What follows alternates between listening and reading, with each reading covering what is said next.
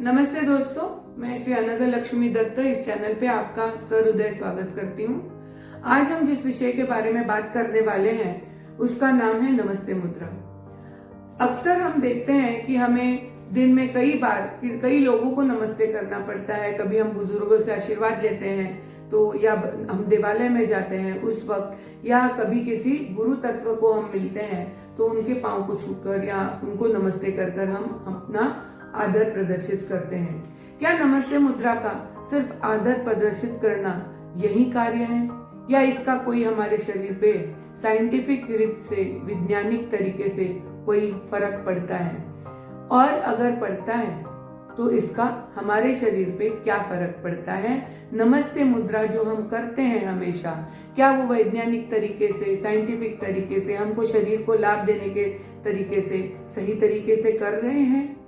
अगर नहीं तो आइए देखते हैं कि नमस्ते मुद्रा सही तरीके से कैसे की जाती है। सबसे पहले दोनों हाथों को जोड़ना है। दोनों हाथ इस तरीके से जुड़ेंगे कि हमारे चारों उंगलियां एक दूसरे पर और हमारे जो तलवे हैं वो एक दूसरे पर सही तरीके से आ जाए, अंगूठा एक दूसरे पर सही तरीके से आ जाए। नीचे जो हमारे पांव हैं वो पांवों के बीच में थोड़ा अंतर होना चाहिए, क्योंकि अगर आप दोनों पांव के बीच में ठीक से अंतर नहीं रखोगे तो आपका शरीर का जो बैलेंस है वो ठीक से पैरेलल नहीं खड़ा हो पाएगा। अगर आप नीचे पांव को जोड़ते हो तो आपकी जो ऊपर की स्टैंडिंग सिचुएशन है, खड़े होने की जो पोस्चर है, वो ऊपर से नीचे की ओर टेपर होते जाएगी, कम होते जाएगी। इसीलिए आपको नीचे दोनों पांवों के बीच में थोड़ा अंतर मेंटेन करना है। अब हम देखते हैं नमस्ते मुद्रा कैसी की जाती है। जब हमने हाथों को इस तरीके से जोड़ लिया तो सबसे पहले हमको नमस्ते करते वक्त भगवान की ओर मुंह करना चाहिए। अगर आपके भगवान इस दिशा में हैं तो आपको भगवान की ओर मुंह करके खड़ा होके आपका जो नमस्ते मुद्रा है उसका अंगूठा जो है वो आपने अलग से रखा है, बाकी चारों उंगलियां आपकी जुड़ी हुई हैं। तो अंगूठा जो है वो आपके हृदय चक्र को छूना चाहिए, यानी दोनों छातियों के बीच में छूना चाहिए। ये मुद्रा होने के बाद आपको थोड़ा सा भगवान की ओर झुकना चाहिए, जो कि शरणागति का प्रतीक है। इस तरीके से आपको झुकना चाहिए जिससे कि आपकी जो चार उंगलियां हैं वो भगवान की ओर, जो लाइन है वो ऐसे स्लांटिंग लाइन में, जैसे आशीर्वाद आता है आपको दिखाया जाता है चित्रों में, इस तरीके से आपका आना चाहिए। यह करने के बाद आपको झुके हुए ही आपके नमस्ते मुद्रा के हाथ को आपके मस्तिष्क पे थर्ड आई यानी आज्ञा चक्र को लगाना चाहिए। ऐसा करने से हमें शक्ति किस प्रकार से प्राप्त होती है, आइए देखते हैं। जब आपके दोनों हाथ होते हैं, ये दोनों हाथों की जो चार उंगलियां हैं, ये चार उंगलियों के जो सिरे हैं, मतलब जो एंड पॉइंट है, उनमें सिर्फ शक्ति ग्रहण करने की ताकत होती है, जबकि आपके जो अंगूठे होते हैं वो चाहे आपके हाथ के हो या चाहे आपके पांव के हो, दोनों ही अंगूठों में आपको शक्ति प्रक्षेपित करने यानी देने की और शक्ति ग्रहण करने यानी लेने की, दोनों ही ताकत होती है। जबकि आपकी जो बाकी की चार उंगलियां होती हैं उनमें सिर्फ शक्ति ग्रहण करने की ताकत होती है। देखते हैं कि वैज्ञानिक तरीके से आपके हाथों से यह शक्ति आपका आज्ञा चक्र और अनाहत चक्र यानी कि थर्ड आई और हार्ट चक्र ये कैसे ग्रहण करते हैं। तो आपके जो दोनों हाथ होते हैं, जब चारों उंगलियों से चैतन्य खींचा जाता है तो वो इस प्रकार से खींचा जाता है। जब ये चैतन्य सब उंगलियों के नीचे इकट्ठा हो जाता है, तो वो इस तरीके से घूमकर अंगूठे से प्रक्षेपित होता है, जो आपका आज्ञा चक्र और अनाहत चक्र खींच लेता है। अब सवाल उठता है कि हमारे शरीर में जब 7 प्रकार के चक्र हैं तो ये 7 चक्रों से हमारे में से सिर्फ अनाहत चक्र और आज्ञा चक्र पे ही हम हाथ क्यों लगाते हैं? इसका कारण यह है कि ये दोनों चक्र ही हमारे पास, जैसे वैक्यूम क्लीनर होता है तो कोई कम पावर वाला होता है तो कम खींचता है, और कोई ज्यादा पावर का होगा तो ज्यादा खींचता है। इसी तरीके से हमारा जो अनाहत चक्र है वहां पे हमारे सब फीलिंग होते हैं, तो हम बहुत भावुक होते हैं, तो इस वजह से जो फीलिंग होती है उसके वजह से हमारा जो खींचने का पावर है अनाहत चक्र का वो ज्यादा है। तो ये एक वैक्यूम क्लीनर है, समझ लेना। और ऊपर का जो आज्ञा चक्र है वो एक कमर्शियल वैक्यूम क्लीनर है, यानी उसका जो सक्शन पावर है वो बहुत ज्यादा है। तो जैसे आप चाय पीते हो, तो चाय पीते वक्त अगर आपने चाय रहे, शरबत रहे, कुछ भी रहे, अगर आपने कुछ भी पिया है तो आपकी जो प्याली है उसमें सब पूरा शरबत पीने के बाद, पूरी चाय पीने के बाद कुछ बूंदे बाकी बच जाती हैं। अब उसी प्रकार से आपके हाथ में जो बीच का भाग है वो आपका शक्ति स्थान है।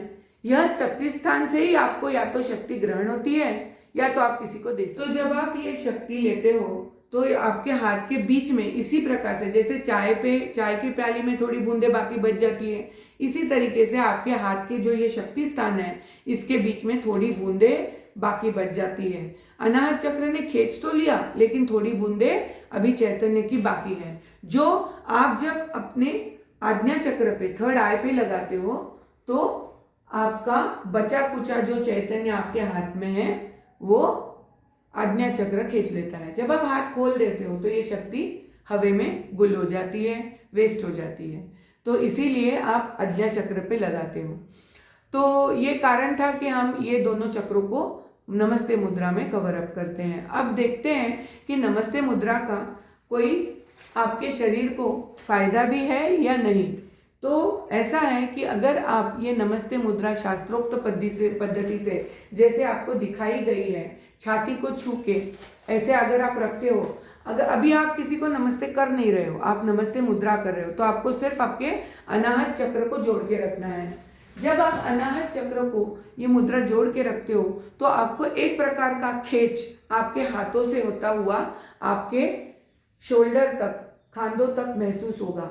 इससे हमारे शरीर को बहुत सारा फायदा मिलता है। सबसे बड़ी बात यह है कि इससे जो है हमारे शरीर को सारी मुद्राएं करने का फायदा मिल जाता है। तो एक ही मुद्रा करने से आपको सारी मुद्राएं करने का फायदा मिल जाएगा, लाभ मिल जाएगा। तो ये मुद्रा अगर आप हर रोज 10 से 15 मिनट करते हो तो आप निरोगी रह सकते हो। दूसरी बात, आध्यात्मिक रीत से अगर आप देखोगे तो इससे क्या होता है, तो यह मुद्रा अगर आप हर रोज 10 मिनट या 15 मिनट करते हो तो आपका अहंकार नष्ट हो जाता है और आपको आनंद और नम्रता की प्राप्ति हो जाती है, जो कि अध्यात्म के प्रगति के लिए बहुत ही जरूरी समझी जाती है। इसके अलावा हेल्थ वाइज अगर आप देखने जाओ तो आपका भय पूरी तरह नष्ट हो जाता है, और अगर किसी को सर दर्द का प्रॉब्लम है, माइग्रेन का प्रॉब्लम है, तो वो भी पूरी तरह से नष्ट हो जाता है। अगर कभी आपका सर दर्द हो रहा है, आपको ठीक नहीं लग रहा है, तो ये नमस्ते मुद्रा 10 मिनट के लिए करके बैठिए और देखिए। यह मुद्रा आप खड़े हुए, बैठे हुए कैसे भी कर सकते हैं। तो इसलिए अगर कोई बीमार भी है तो भी आप इस मुद्रा का लाभ उठा सकते हैं। इसके अलावा आपकी जो उंगलियां हैं इसमें फ्लेक्सिबिलिटी, उसको झुकाने की, मोड़ने की जो ताकत होती है वो इससे बढ़ जाती है। इसके लिए इसका फायदा रूमेटिक आर्थरिज्म और आर्थराइटिस में भी होता है। तो जो लोगों को आर्थराइटिस है, अगर आप नमस्ते मुद्रा 10 मिनट या 15 मिनट हर रोज करते हो, या जिनको बहुत ज़्यादा प्रॉब्लम है उन्होंने दिन में 3 बार अगर इस मुद्रा को 15-15 मिनट किया है तो उनको बहुत लाभ हो जाता है।